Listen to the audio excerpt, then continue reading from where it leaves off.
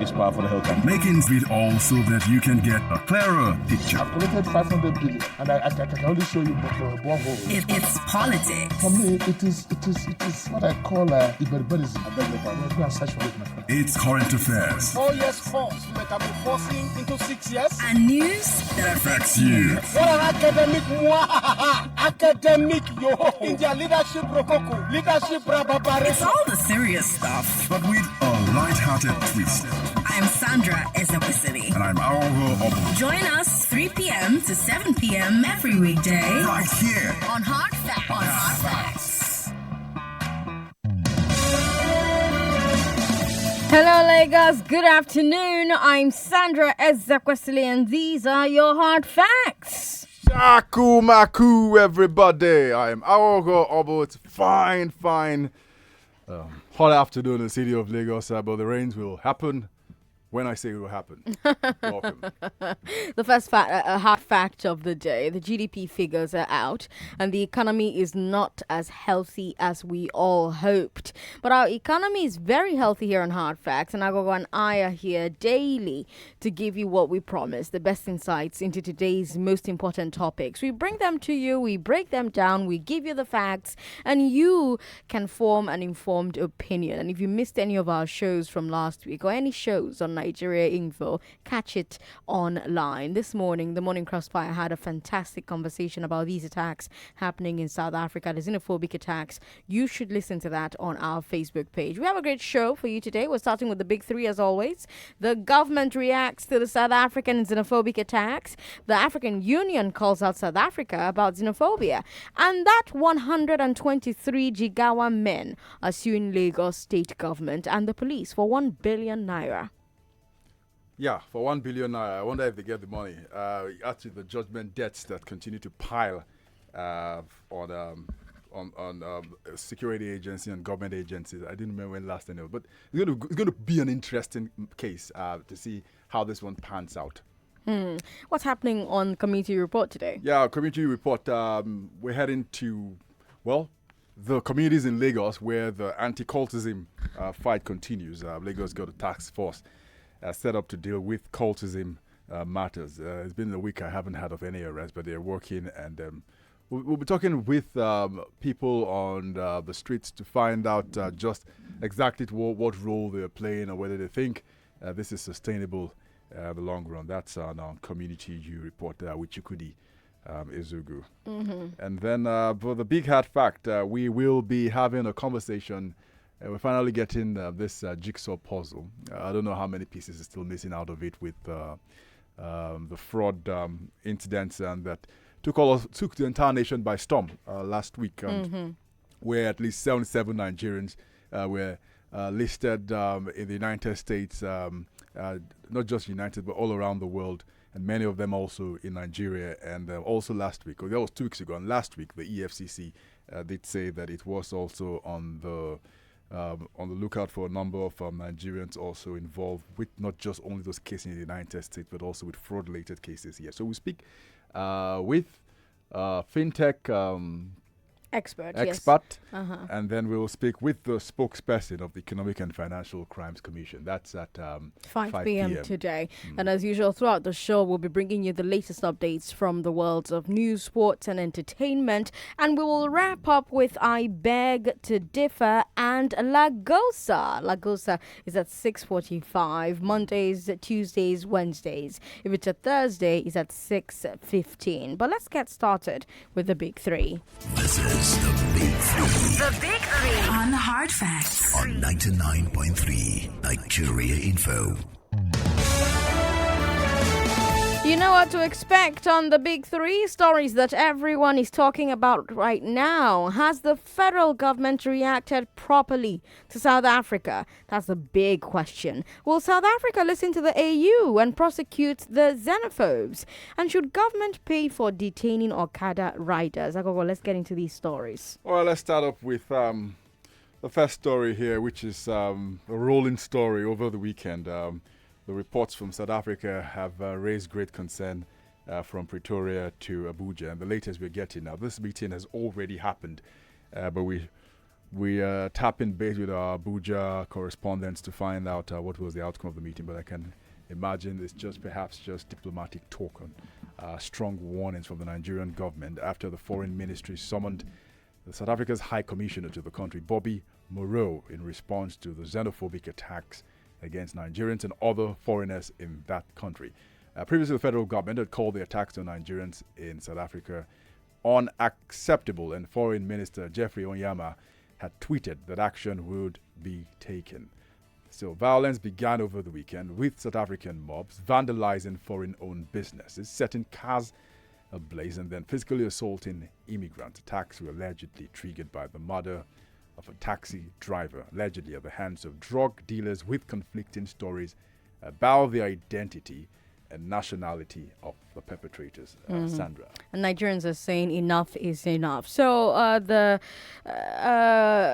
South African High Commissioner was summoned, and he, interestingly, is denying that the attacks are xenophobic. But you have the EFF and the African Union and South Africans on social media who are saying that the attacks are xenophobic. And these violent attacks and killings in South Africa, they've been happening on and off for years. On the morning show with Wemo and Sharif, they went back to 2008 when the first reports came out. And each time it happens, there's this debate about whether it is xenophobia or just crime whose victims happen to be foreigners. But this time around, there really doesn't seem to be much debate. When you go on social media, you see South Africans talking about this, both those who are supporting and those who are opposing. And they are not mincing words. They're calling it xenophobia.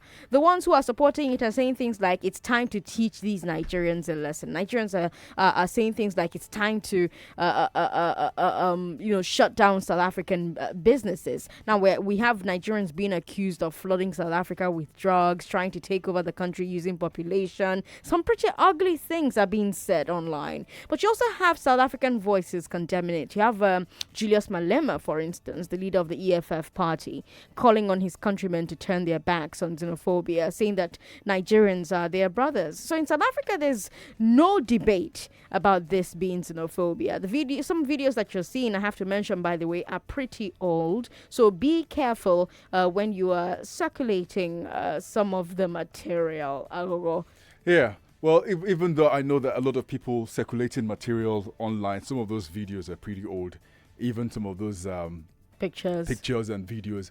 I've been seeing the South African, since this is covering foreign affairs, the numbers of videos and those things sort of have replayed from the 2007 or 6 when the first big xenophobic attacks happened. And I'm trying to run my mind through diplomatic spats between Nigeria and South Africa. Maybe the yellow fever card where Nigeria sort of returned a South African airline plane in reaction to a Nigerian plane that was Nigerian passenger plane that was sent back from South Africa then. I think safe for that time. But what's embarrassing about this one is the meeting that's happened between Ramaphosa and President Buhari, and this is just coming days after. People would want to point fingers at Jacob Zuma, for example, or Thabo Mbeki when they were president of South Africa, did not do anything. But this is Ramaphosa's first real opportunity to show that he can do something serious about this sort of attack. So, unfortunately, the meeting, I'm sure that the foreign minister have had with the South African High Commissioner will to reiterate Nigeria's concern and anger over what has happened, and we want sterner action from the South African authorities.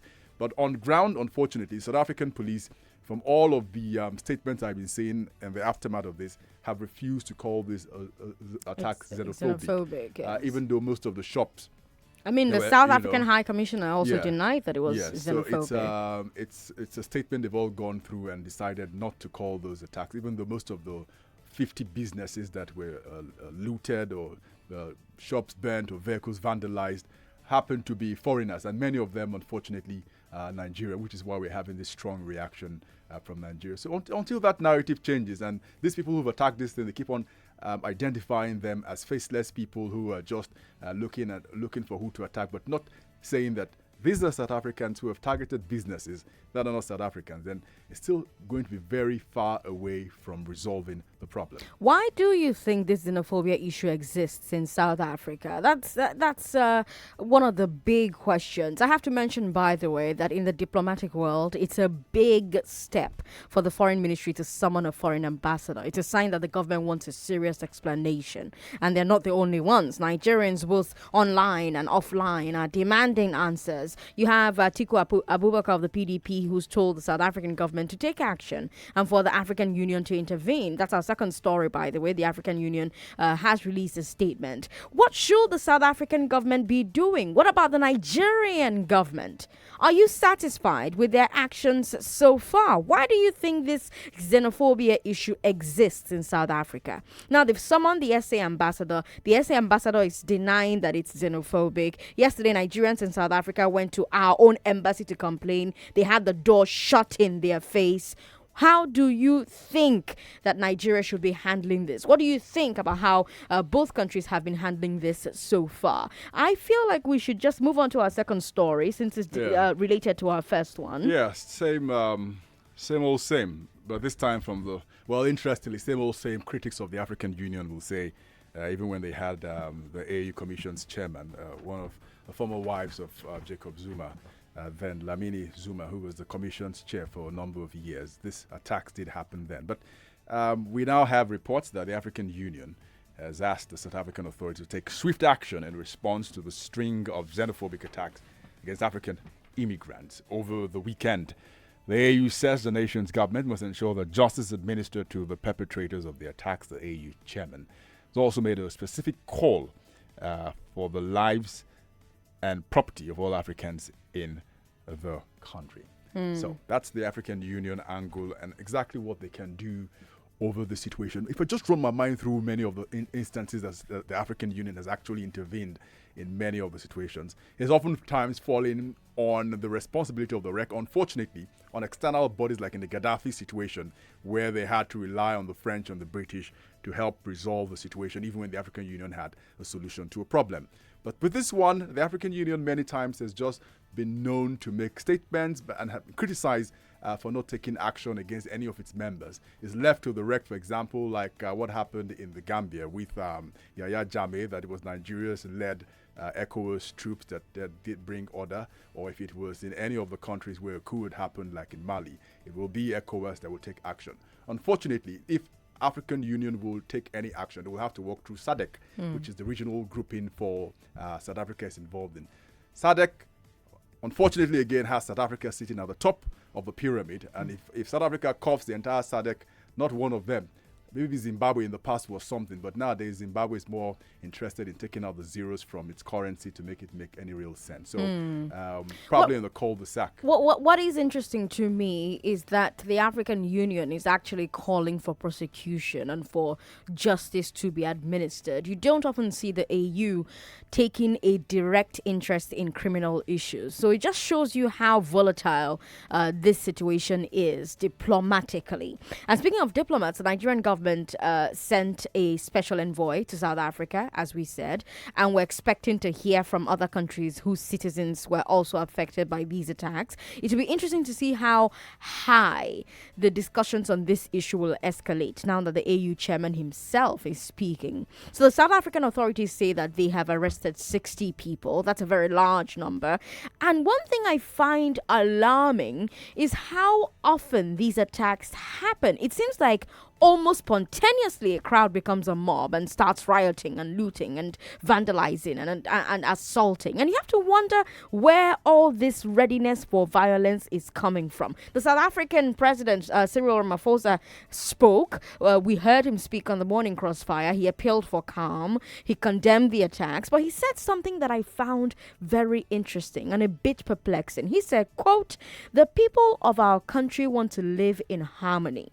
Whatever concerns or grievances we may have, we need to handle them in a democratic way." End of quote. So Ramaphosa is not saying that this is random criminality. He's saying these attacks are coming from concerns and grievances. If it was just ordinary crime, like so many people keep insisting, why will the South African president be talking about grievances? If people are perpetrating these attacks out of grievance, that sounds more like a targeted attack, like xenophobia, than just robbery and crime, like everybody else in this story is trying to imply. But let's ask you what you think the AU will do if South Africa doesn't bring all the perpetrators to justice. The South African government says that they've arrested 60 people. Do you think they're doing enough? What do you think about Ramaphosa's statement about concerns and grievances? Our numbers are 01277 0993. Don't forget that number is for women only. 01277 0993. We want to hear more women contribute on our different shows on Nigeria Info. So we have a special line for women only. 01277 0993. But the other numbers, anybody can call those ones. 01277 1993, 01277 2993, and 01277 3993. Any gender can call all the other numbers, three of them, 01277 1993, 2993, and 3993. There's also WhatsApp. And WhatsApp is 080 959 75805. Austin is in Lekki. Hello, Austin. Welcome. Good afternoon. Good afternoon Sandra. to you. Welcome. How is your day going? Very well. Mr. Ho, I greet you. He's left the studio for a bit. Thank you. Back to the matter. The issue on ground, I think both countries, especially Nigeria, have not been proactive in curtailing the menace of this incessant killing that is ongoing in South Africa. Our governments have not been sincere, and they have not been able to match their words with action. I think it is high time the consulate of South Africa should be recalled. Nigeria should record their consulate so that they will know that, yes, our Nigerians are feeling the pain, because looting Nigerian businesses, Nigerian-owned businesses there, does not augur well, because we also have South African owned businesses here in Nigeria. If we begin to have a kind of reprisal attack, it's going to be a kind of a thing. It's not going to be good a thing to their business. I am begging the federal government of Nigeria to please do the needful. And it is hard time our government should equally go back to the drawing board and ask themselves question why these things are happening. Because the reason why these things are happening is that our government has not been able to put a good social amenities and other things that the masses can be able to rely on. Please, federal government should do the needful by bringing the necessary things on board, so that Nigerians will sit at home and enjoy the benefits of being a citizen of this country. All right, Austin. Thanks for calling us. We've got Anonymous in Lekki who wants to report a live incident, she says. Hello, Anonymous. Welcome. Hi, good afternoon. Good afternoon. I just heard you talking about the xenophobic attack in South Africa. Yes. So I'm just coming out from, let's say about 30 minutes ago, from ShopRite at Jakonde. It's been shut down by protesters. Okay. So there's no entry into ShopRite at Jakonde. So we have to drive further down to another mart. That's what we needed. On our way back, Jakonde traffic lights have been barricaded. So there's traffic building up real fast. This is happening Jakonde. right now? Yes, I just managed to pass through one lane. All the lanes have been blocked off. I think by I'm not sure if they're area boys, but they've been blocked with sticks and stones and tables. You know, so I was able to go through that. But I just wanted to let you know that Nigerians are really not happy about what's going on in South Africa. But we don't want it to escalate to the point where, you know, it begins to affect us Nigerians here in Nigeria. All right. Thank you so much for reporting that to us. Incidentally, Tunji Andrews was at ShopRite at Jakonde when this happened. He sent videos to our news team and he saw it, watched it get violent. So we're going to try and get in touch with Tunji Andrews so that he can let us know what he heard or what he saw. It looked a bit scary. Did you watch that video he sent, Aghogho? Oh, yeah, yes, I did. And this probably, unfortunately, was expected. Because the last time this happened, we had South African interest attacked with MTN. In case you do not know, ShopRite, MTN are just a number of South African business interests in the country. And when the last time this happened, this also went on. So food for thought, especially for the authorities, that they probably would have to act faster, not wait for an October meeting to help resolve something that It's currently Unfortunately, burning. it's burning, We've yeah. got Tunji on the line. Tunji, how are you? I'm good. You're safe? Are you safe? Yeah. Okay. Yes, I am. All right. right. So tell us what happened. Okay, so I went into the mall like maybe 30, 40 minutes ago. I wanted to get food around there. And I just noticed a lot of people kept coming in, and there were people around the front of the mall. I didn't pay much attention to it. Then I heard a loud bang as I was walking away. Then I turned back and I saw people running away. And I went close. Apparently, some people there, feeling that the government had not given a firm response, were trying to send a message to South Africa, quote unquote, from the news that we heard about the xenophobic attacks in South Africa. It actually became very violent. Did they look as if it was organized in any way? No. And that was the funny thing, right? It was right around one particular person who was the most angry, but there was a solidarity of anger from everyone else, and everyone just joined in with him. And you can even see that. So we at first there was one police truck that came in. The policemen were standing a bit far from the incident itself, and then another truck came in, a third truck, a fourth one, and then a bus full of policemen. But they didn't really do anything. So it generally over there it's more like so this was some sort of spontaneous attack. exactly. It's not organized by anyone, and you can feel a sort of solidarity with everybody. You can feel the anger of people. Were they armed in any way, the protesters? No. In fact, as a matter of fact, what they were using were things from the mall. So some people broke off lampposts, signpost, and that was what they were using to try and break into the shopping mall itself. So it's not like they came organized in anything. It was just anger that spilled over. And this lasted for how many minutes? It's still going on right now. Still going on right now. Yeah, Wow. they've locked it off. They've sealed it off, but there are people inside. More people are trying to get in, jumping in, and all the rest. But it's still going on. Any idea if arrests have been made by the police, or they're still just watching what is going on? Well, so I'm not entirely sure why the police is just they're watching. They're right there, because if you see the videos that I sent in, they're standing beside. They're not. They don't seem to be. I mean, I think they probably feel if it gets too out of hand, they will step in. But it's more like a let's pass. I kind of feel I don't know if that's the real set message, but it's kind of like, well, we're angry too. Looks like they're not perhaps prepared anyway to intervene, or maybe they're just confused with what is going on. Well, they're not. I don't think they're confused. Because they should be protecting the fund, The establishment. Yeah. And of course, the innocent people who are locked in. Well, there's nobody that is locked in per se. Everybody's out. Okay. And I'm not even sure the workers are on the side of that against the people. They're also in solidarity because they came out willingly and locked the doors. So it's more a case of there is a widespread anger. I don't think there's anybody that is trying to protect the store at this particular time. Maybe the police if it gets too out of hand, but I'm not even sure the guys working there are really trying to protect it. But there are 4 police vans there, you said?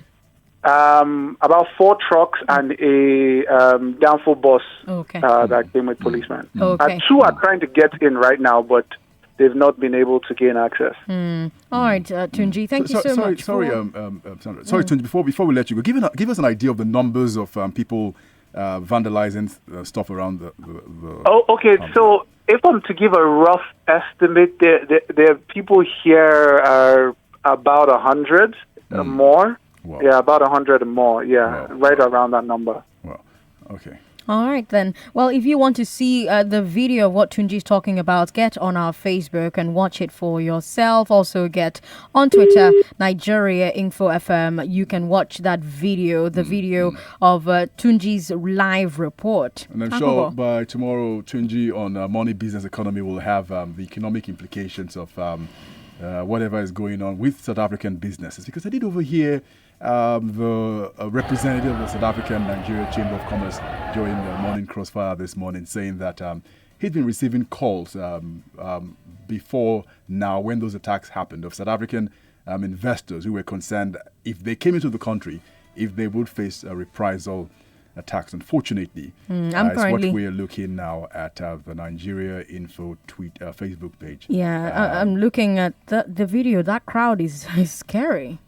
That crowd is scary. Yes, and unfortunately, once again, we find out when we get the statements from the police on what to do when you have this sort of situations happen.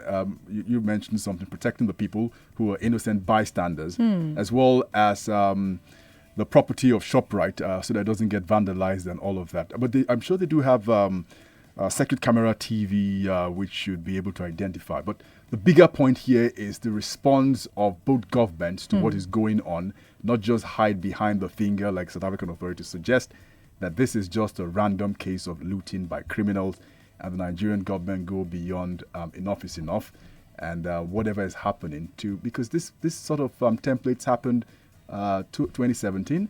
It happened 2015. It's been happening since 2008. So every time this happens, you go to the Nigerian High Commissioner or consul, go to the areas that have been affected. People ask, can you go to compensate us? Are you going to protect us? And they say, be law-abiding people, don't get involved in crime. And then they go back and then they wait for the next attacks to happen again. And we start to ask questions. Did they target Nigerians or Zimbabweans or Zambians or the rest of the African nationality? So don't forget that you can now see your radio. You can see me, you can see Aghogho, you can see Wemimo Sheriff, Collins Teke, because every conversation that happens on this station, we stream on Facebook and Twitter and YouTube. So if you have a little bit of data, you can watch the shows. And if you're watching the show right now, you'll see the video that Tunji Andrews was so kind to capture for us of ShopRite at Jakonde. Let's take your thoughts and then move on to our final story. Hello. Hello. Good afternoon. Good afternoon. Yeah. My name is Vincent. Vincent, welcome. Turn your radio off and go ahead. All right. So, hello? Yes, go ahead. On the issue on ground, I have a lot of relatives in South Africa. Okay. So I called one of them to know what's happening. The response he was giving to me as if there is nothing much serious. Okay. What area in South Africa does he reside? He resides at, I think, Pretoria also. Okay, well, I guess I hear the attacks spread there sometime. Yes, well, maybe not. Johannesburg is where we've had most of the attacks. He did get to Pretoria. He did get to Pretoria. Yeah, but go ahead, please. So I think there should be a unionism between Nigerians living there. You understand? So it's not that maybe, like for example, in Nigeria, if something is happening in another state, maybe it has not yet affected you, does not mean that it is not serious, or it has not happened to other people, or it has not aggravated to something serious. I think there should be a joint unionism so that things like this will never occur at that time. Subsequent time. Victor, thank you for calling and sharing your thoughts. Benjamin, you're calling the female-only line, so we're not going to take that call. Let's move on to our final story, Aghogho. Yeah, I like that on the final story. This story, 123 men from Jigawa State. Do it include women? And I can't remember any women being on. It's just men. It's just men who were apprehended. So now they are suing the Lagos State government over their indiscriminate arrest. 1 billion naira is what they're asking for. They claim that they've been detained and then turned away without evidence of wrongdoing, violated their constitutional rights to personal liberty and freedom of movement. They're also suing for the confiscation of 48 motorcycles at the time of their arrest. So from xenophobia abroad to alleged discrimination at home. We talked about this arrest on the Big Three yesterday, and I asked two questions. I asked whether there was such a crime as illegal movement, which is what the state government accused them of in its tweet. Obviously, that crime doesn't exist. And I asked a second question. Is it right for the state government to parade them as suspects without charging them and while accusing them of a crime that does not exist? Well, obviously, the lawyers of these men believe it was not right, and they are asking for 1 billion naira, Aghogho. Yeah, 1 billion naira. Reminds me of the days of wandering. Is it the police pick you up and they say that you are arrested for wandering and the sort of rates they carry, which is definitely and clearly not right. The Constitution enshrines freedom of movement anywhere you are, whether you're from a place or not. I've seen some statements from the police statement saying that this happened because of the way they were being carried, and next time move around in a dignified way. I wonder what's the meaning of moving around in a dignified way, because they were moved in trucks and carted like animal husbandry, and so that's exactly what they've said. And now this also brings me to comments raised when this thing happened the first time, which was the great concern. Whether, as this was going on, people were going to say they were being stereotyped because of the part of the country they were from. Because a similar case played out in, I think, 2014, when people were coming from, came from a particular northern state now, and they were stopped at the Enugu-Port Harcourt Expressway, about 480 of them. And then a week later, military authorities let them go, saying that they had profiled them and did not find anything wrong with them. So there's something about our criminal justice system where people can be picked up at random. And then their entire life, sometimes more than run from weeks, in the case in Enugu-Port Harcourt, 2 weeks again here, but sometimes several years. A number of Boko Haram suspects during the mass trials that happened, that several thousands were arraigned, and more than three-quarters were let go afterwards. And I asked the question, 8 years in the military custody. And the question, the explanation I do get oftentimes is, well, times have changed in Nigeria because of the Boko Haram thing. So sometimes your rights could be suspended, which is unfortunate. The second thing I find quite remarkable in all of this is that they're claiming that their motorcycles were confiscated and have still not been returned. These are motorcycles. They are not guns.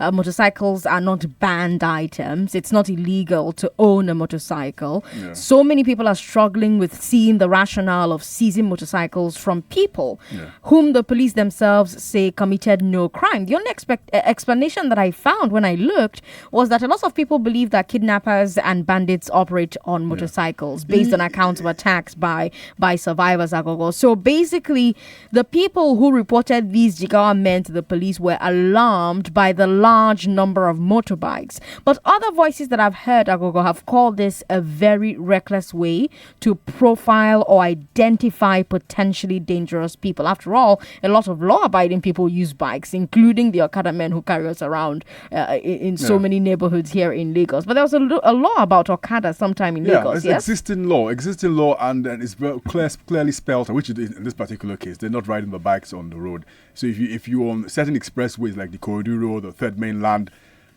designated areas where you're not supposed to ride motorcycles, and it's 150, 200 cc. You cannot ride your motorcycles there, and everyone is clear about that one. So there people can be arrested for contravening existing state laws. But this time around, those bikes were not in operation when it happened. And a number of interviews I've seen with the people who were arrested, they said it was going to be used for their businesses and trade while they're in Lagos. So maybe they could decide to ride those motorbikes in the inner roads to do commercial transportation or even for personal use. So do you think that this lawsuit is justified? Were the men unjustly treated? Were their rights infringed? How do you feel about the confiscation of their motorcycles? Tell us on Facebook, because we're out of time. Facebook is Nigeria Info FM.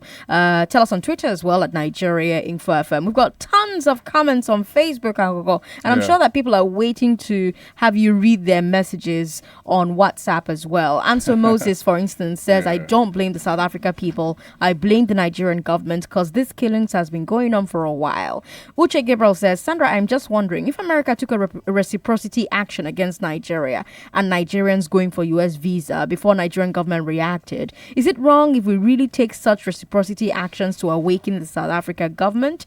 Good question. Let's take 2 messages from WhatsApp and then end this, huh? All right, let's see. Let's go to WhatsApp. I'm proud of you guys. What is happening at ShopRite Jakonde now? I am in full support of it because it does seem we don't have a government in Nigeria anymore. It is so sad. Probably will send a strong message to South African authorities that we are not pushovers like our leaders.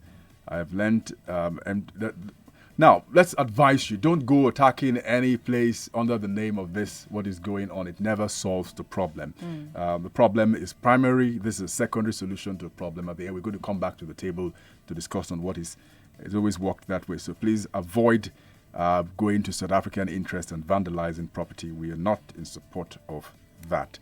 The federal government and South African government are not doing enough about the xenophobic attack. If care is not taken, Nigerians will start.